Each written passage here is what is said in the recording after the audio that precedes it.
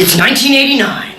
People rent movies on VHS, knock on doors, and the only app kids care about is their own imagination. Updates on location come in the form of flickering streetlights and touch-tone phone calls. Now, somewhere in the sepia-tone story are the first letters of the first words of the first page of a book that probably shouldn't have been written, but it was. In a city with closed ties and blue skies, two tiny hands reach towards a sunrise that he knows nothing about because he was just born. Curious eyes sit above a jelly bean nose that makes this adorable squeaky sound when he breathes, because he has little baby boogers.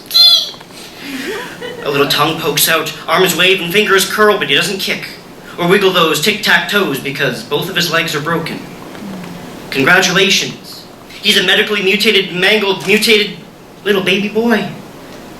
Doctors do everything they can do, right? But 2 months after that first taste of sunlight, a young couple's son might not live through this one night, lose this genetic gunfight, and get shot down despite never getting to write his first sentence.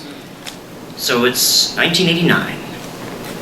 A baby borrows time like VHS tapes, death knocks on doors, and the steady beat of a heartbeat is all anyone cares about.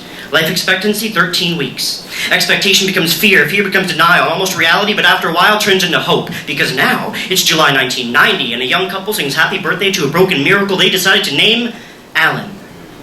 1995, I'm in the recovery ward, tired, twitching, held together by wire stitching, nurses switching, medication, and my father's hand holding mine for a few moments each day. 1998, suicide by outlet fails because 9-year-olds don't know how electricity works. 1999, a doctor tries to explain degenerative skeletal abnormality to a 10-year-old boy who rehearses happiness like spoken word. 2001, I'm relearning how to walk.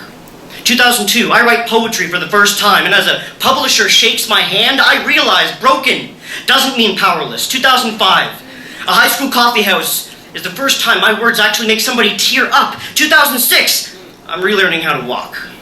2007, the nickname Midget is almost replaced with Poetry Guy, but only almost.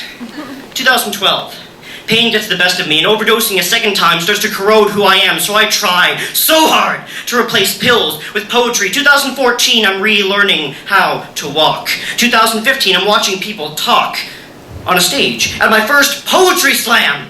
2017, now I'm on a stage, replaying my life like borrowed VHS tapes for the same people who remind me life can be so beautiful if I just give it a chance. So genetics can shatter my body until I'm Frankenstein's poet, but as long as I can feel, my heart will pump poetry through my veins, and I will always be made of stainless steel.